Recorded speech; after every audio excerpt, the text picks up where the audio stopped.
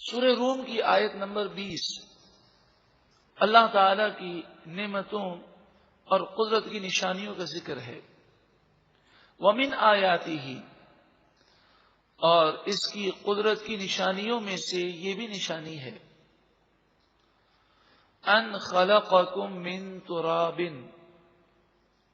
کہ اللہ تعالی نے تمہیں مٹی سے پیدا کیا، آدم علیہ السلام کو، اور پھر تمہاری افزائش نسل ایک پانی کی بے وقت بوند سے ہوئی۔ ثم اذا انتم بشر، پھر جبھی تم بشر ہو، تنتشرون، پوری دنیا میں پھیلے ہوئے ہو۔ اللہ تعالی نے انسان کو وہ عقل اور وہ شعور دیا کہ سارے جنات اور سارے دیگر جانور مل کر بھی اس عقل کو نہیں پہنچ سکتے، مگر جب انسان میں عقل ہو تو آپ نے دیکھا ہوگا کہ جب کوئی بچہ بہت زیادہ ذہین ہو تو اگر اس کی ذہانت کسی اچھے کام میں نہ لگے تو وہ شرارتیں ایسی کرتا ہے، وہ تخریبی کام ایسے کرتا ہے کہ سارے خاندان کو پریشان کر دیتا ہے۔ تو انسان کو اللہ تعالیٰ نے عقل دی، اب اگر اس کا ایک مقصد نہ ہو اور ایک سمت کا تعین نہ ہو اور پھر آخرت کا خوف بھی نہ ہو، اللہ کا خوف نہ ہو، تو وہ عقل سے تخریبی کاموں کو اور برے کاموں کی طرف اپنی عقل کو ایسا استعمال کرتا ہے کہ وہ انسان جانوروں سے بدتر ہو جاتا ہے۔ اور امام غزالی علیہ رحمہ فرماتے ہیں اگر وہ اللہ کا خوف رکھے، آخرت کا خوف رکھے اور اپنی عقل کو اس نہج پر چلائے تو ترقی کرتے کرتے ایک مسلمان اللہ کا ولی بن جاتا ہے، اور ایک ولی عام فرشتوں سے بھی افضل و اعلیٰ ہوتے ہیں، تو وہ مقام پا جاتا ہے۔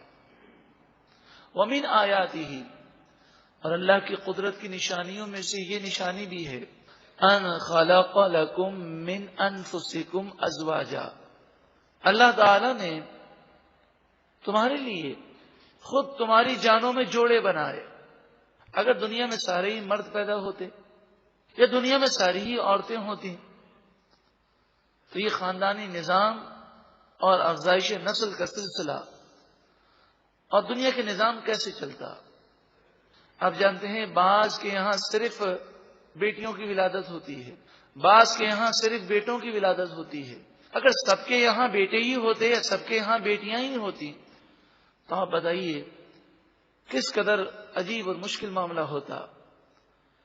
لیکن رب العالمین کا کرم ہے کہ اس نے تم میں جوڑے بنائے، پھر وہ مرد اور عورتیں کہ جو آپس میں ان کی جان پہچان بھی نہیں ہے، اسلام نے نکاح کا رشتہ دیا، اور نکاح کے بعد وہ ایک دوسرے کے ساتھی بنتے ہیں، اور اگر اسلامی تعلیمات کے مطابق عمل کیا جائے تو میاں بیوی ایک دوسرے کے لیے ذہنی اور قلبی سکون کا باعث بنتے ہیں، ایک جنتی گھرانے کی تشکیل ہوتی ہے۔ لِتَسْكُنُوا إِلَيْهَا، یہ جوڑے اس لیے بنائے تاکہ تم اس کے ذریعے سکون حاصل کرو۔ وَجَعَلَ بَيْنَكُمْ مَوَدَّةً وَرَحْمَةً، اور اللہ نے تمہارے درمیان محبت اور رحمت کو رکھ دیا کہ رشتہ داروں میں جو آپس میں نرمی پائی جاتی ہے، ہمدردی کے جذبات ہیں، محبتیں ہیں، یہ اللہ کا کرم ہے۔ لیکن جب گناہ زیادہ کیے جائیں تو محبتیں نفرتوں میں تبدیل ہو جاتی ہیں۔ اگر ہمارا گھرانہ جنتی گھرانہ نہیں، اگر ہمارے رشتہ دار یا ہم خود غرضی کا شکار ہیں، تو پھر یہ سوچنا چاہیے کہ کہیں ہم اللہ اور اس کے رسول کی نافرمانی تو نہیں کر رہے، کہ محبتیں دولت سے نہیں ملتی، لاکھوں روپے خرچ کر دیں پھر بھی محبت اور الفت قائم نہیں کی جا سکتی۔ ان فی ذالک، بے شک ان تمام باتوں میں، لآیات لقوم یتفکرون، ضرور نشانیاں ہیں اس قوم کے لیے جو غور و فکر کرتی ہے. وَمِنْ آیَاتِهِ، اور اللہ کی قدرت کی نشانیوں میں سے ایک نشانی یہ بھی ہے، خلق السماوات والارض، آسمان اور زمین کی پیدائش، واختلاف السنتکم، اور تمہاری زبانوں کا اختلاف. اس دنیا کے اندر کتنی زبانیں ہیں. آج اگر ہمیں کوئی زبان سیکھنی ہوتی ہے تو ایک انسٹیٹیوٹ میں داخلہ لیتے ہیں. مثلا چائنیز کسی کو سیکھنی ہے تو کتنا مشکل ہے، جاپانی زبان سیکھنی ہے کتنا مشکل ہے. تو سوچیں کہ ماضی میں چلے جائیں تو سوال یہ ہے کہ چائنیز کو چائنیز زبان کس نے سکھائی؟ اردو بولنے والوں کو اردو کس نے سکھائی؟ انگریزی بولنے والوں کو انگریزی کس نے سکھائی؟ عربی بولنے والوں کو عربی کس نے سکھائی؟ تو آپ کہیں گے جناب وہ ایک عربی ماحول میں پیدا ہوئے، والدین سے انہوں نے عربی سیکھ لی. تو ان کے آباء و اجداد میں اب پیچھے جاتے رہیں تو کہیں نہ کہیں تو زبان کی ابتدا ہوگی.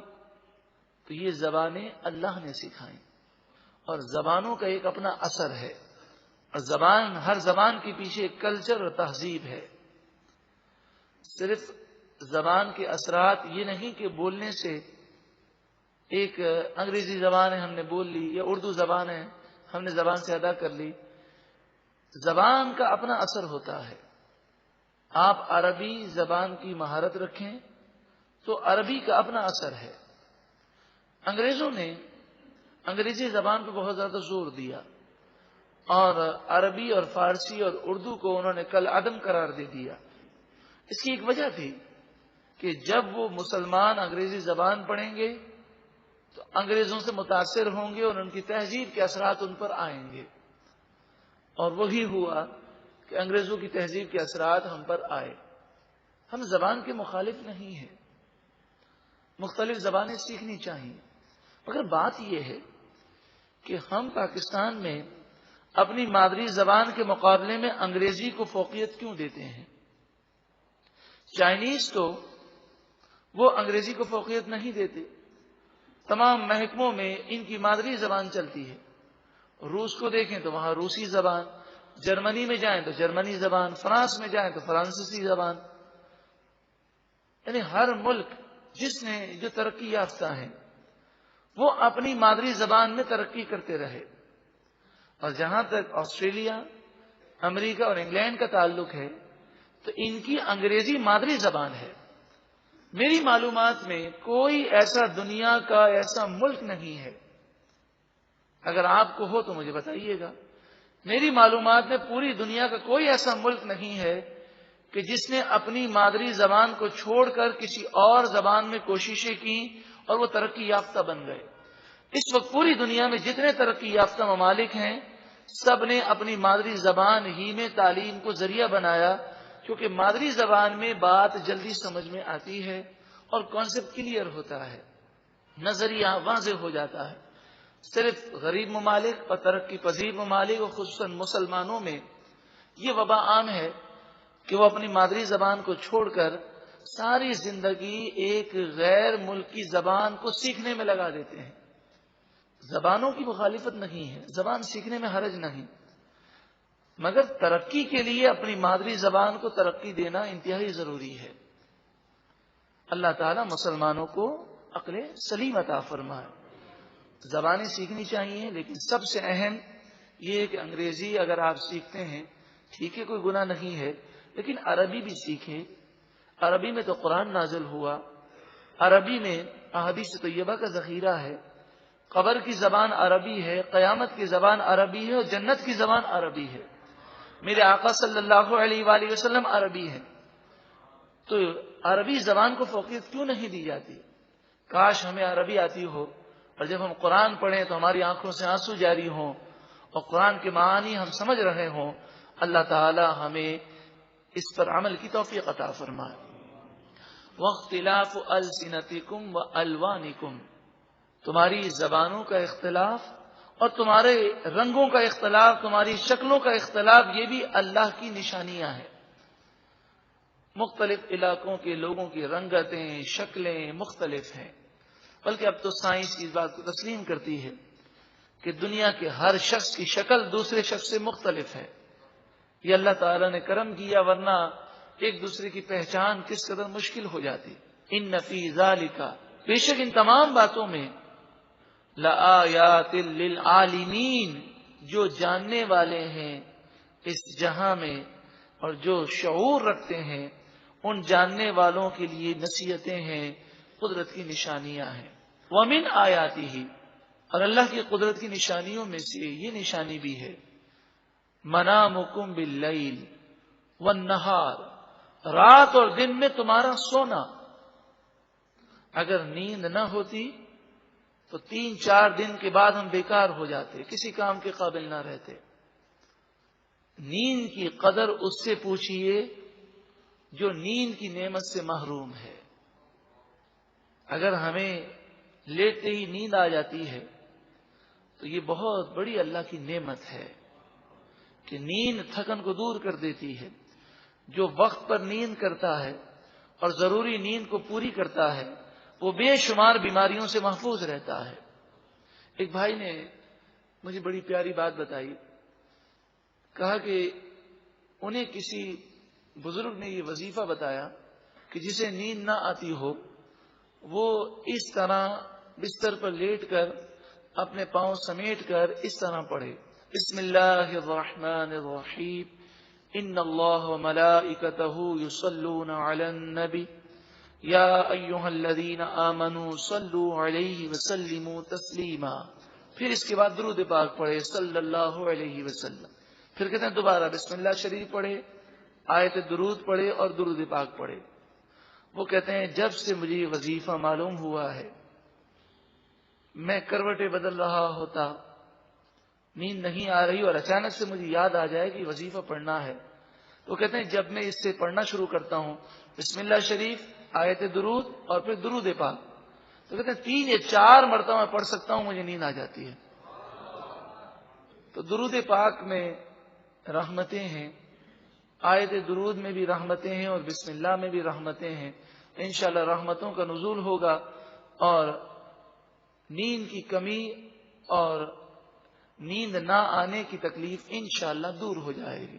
وَمِنْ آیَاتِهِ مَنَامُكُمْ بِاللَّيْلِ وَالنَّهَارِ،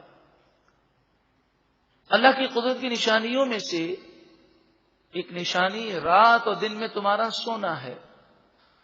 وَابْتِغَاؤُكُمْ مِنْ فَضْلِهِ، اور اللہ کی روزی کی تلاش کرنا ہے کہ رب العالمین نے تمہارے لیے دن کو پیدا کیا تو تم دن میں اور رات میں جب بھی روزی کی تلاش کے لیے نکلو تو یہ غور کرو کہ اللہ تعالیٰ نے ہر ایک کی روزی مختلف شعبوں میں رکھی. اگر ایسا نہ ہوتا تو زندگی کا نظام چلانا مشکل ہو جاتا. اگر سارے ہی لوگ بزنس میں ہوتے تو ہمیں کپڑے سینے کے لیے کوئی درزی نہ ملتا. اگر سارے ہی لوگ درزی بن جاتے تو شاید ہمارے لیے بہت سارے کام مشکل ہو جاتے. تو مختلف لوگوں کی روزی مختلف شعبوں اور کاموں میں ہے. حدیث پاک میں فرمایا کہ اگر وہ کسی شعبے میں ہو اور روزی کا سلسلہ چل رہا ہو تو بلا وجہ اپنے شعبے کو چینج کرنے سے روایت میں منع کیا گیا. ہاں اگر کسی شعبے میں ہو اور روزی کا حصول مشکل ہو جائے تو دوسری فیلڈ اختیار کرنے کی اجازت ہے. اللہ رب العالمین روزی دینے والا رب العالمین ہے. اس نے ذرائع اور اسباب بنا دی ہے. ہم کوشش کرتے ہیں اور ہمارے لیے روزی کے اسباب ہوتے ہیں. ان فی ذالک لآیات لقوم یسمعون، بے شک ان تمام باتوں میں ضرور نشانیاں ہیں اس قوم کے لیے جو غور و فکر کرتی ہے، سمجھتی ہے. یسمعون، سنتی ہے. ومن آیاتہ، اور اللہ کی قدرت کی نشانیوں میں سے ایک نشانی یریکم البرق، اللہ تعالیٰ تمہیں بجلی دکھاتا ہے. خوفاً، یہ بجلی خوف دینے والی ہے. وطمعاً، اور یہ بجلی امید دینے والی ہے. بارش کی امید ہے اور خوف ہے گرنے کا. وَيُنَزِّلُ مِنَ السَّمَاءِ مَاءً، اور اللہ تعالیٰ آسمان سے پانی کو نازل فرماتا ہے. فَيُحْيِي بِهِ الْأَرْضَ بَعْدَ مَوْتِهَا، پھر اللہ تعالیٰ اس پانی کے ذریعے مردہ زمین کو زندہ فرماتا ہے. ان فی ذالک لآیات لقوم یعقلون، بے شک ان تمام باتوں میں اس قوم کے لیے عبرت کی نشانیاں ہیں، اللہ کی قدرت کی نشانیاں ہیں جو عقل رکھتی ہے، سمجھ رکھتی ہے. ان قدرت کی نشانیوں کا ذکر کر کے گویا کہ ہم سے فرمایا جا رہا ہے کہ لوگوں اللہ کی عبادت کرو، ان نعمتوں پر شکر بجا لاؤ اور رب العالمین کی قدرت اور عظمت کو سمجھو اور رب العالمین کو راضی کرنے کی کوشش کرو. ومن آیاتہ، اور اللہ کی قدرت کی نشانیوں میں سے ایک نشانی ان تقوم السماء والارض بامرہ، کہ آسمان و زمین اللہ کے حکم سے قائم ہے. صدیاں گزر گئیں، آسمان بھی موجود ہے، زمین بھی قائم ہے. سائنسدان اکثر و بیشتر یہ پیشین گوئیاں کرتے ہیں کہ ایک بڑا ستارہ ٹوٹ گیا ہے اور ایک بہت بڑا بہتا ہوا انگارہ زمین کی طرف آ رہا ہے. اگر یہ زمین سے ٹکرا جائے گا تو زمین ہمیشہ کے لیے تباہ ہو جائے گی. مگر پھر دوسرے دن یہ پیشین گوئی کی جاتی ہے اور یہ خبر سنائی جاتی ہے کہ وہ آ تو رہا تھا زمین کی طرف، مگر یہ ہٹ گیا اور زمین سے کچھ فاصلے سے وہ گزر گیا. یہ اللہ کا کرم ہے کہ اس نے زمین کو بڑے بڑے حادثات سے محفوظ رکھا. کیونکہ زلزلے اور طوفان اور سیلاب آتے رہے مگر زمین قائم و دائم رہی. ثم اذا دعاکم دعوتا، پھر جب تمہیں ایک بلانے والا بلائے گا، من الارض، زمین سے بلائے گا، تو تم قبروں سے نکلو گے. یعنی حضرت اسرافیل علیہ السلام دوسری مرتبہ سور پھونکیں گے. اذا انتم تخرجون، اسی وقت تم زمین سے باہر نکل آؤ گے. وَلَهُ مَن فِي السَّمَاوَاتِ وَالْأَرْضِ، اور اللہ ہی کے لیے وہ تمام چیزیں ہیں جو آسمان میں ہیں اور جو زمین میں ہیں، سب کا مالک اللہ ہے. كُلٌّ لَهُ قَانِتُونَ، اور ساری مخلوق اللہ کی فرما بردار ہے. انسان اور جنات میں کافر ہیں، گناہ گار ہیں، باقی ہر مخلوق اللہ کی فرما بردار ہے. اور انسان اور جنات میں جو کافر ہیں وہ بھی مرتے وقت ایمان ضرور لائیں گے. وہ کل بروز قیامت جب وہ عذاب کو دیکھیں گے تو اللہ کی بارگاہ میں جھکنا چاہیں گے، مگر اس وقت کا ایمان مقبول نہیں ہے. جو ملک الموت کو دیکھ لے پھر توبہ کرے تو اس کی توبہ قبول نہیں ہوتی. وَهُوَ الَّذِي يَبْدَأُ الْخَلْقَ، اور وہی ہے ذات جس نے مخلوق کو پہلی مرتبہ پیدا کیا. ثُمَّ يُعِيدُهُ، پھر وہ دوبارہ پیدا فرمائے گا. وَهُوَ أَهْوَنُ عَلَيْهِ، اور وہ اس پر زیادہ آسان ہے تمہاری سمجھ کے مطابق. مراد یہ ہے کہ تم لوگ عجیب و غریب سوچ رکھتے ہو. یہ کفار، یہ مشرکین اس بات کو تو مانتے تھے کہ ساری کائنات کو اللہ نے بنایا، سارے انسانوں کو اللہ نے پیدا کیا، لیکن اس بات کو نہیں مانتے تھے کہ اللہ تعالیٰ دوبارہ پیدا کرنے پر قادر ہے.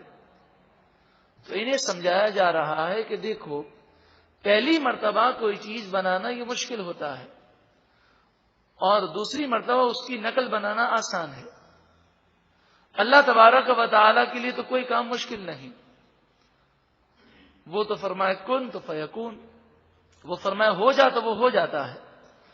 لیکن عجیب و غریب سوچ ہے کہ پہلی مرتبہ بنانے پر تو تم اللہ کو قادر مانتے ہو، لیکن فنا کرنے کے بعد دوسری مرتبہ بنانے پر تم قادر نہیں مانتے. وَلَهُ الْمَثَلُ الْأَعْلَى فِي السَّمَاوَاتِ وَالْأَرْضِ، اللہ ہی کے لیے بلند و بالا شان ہے آسمان و زمین میں. وَهُوَ الْعَزِيزُ الْحَكِيمُ، اور وہی غالب حکمت والا ہے. ایک مرتبہ محبت کے ساتھ درود و سلام پڑھی، اللہم صلی علی رسول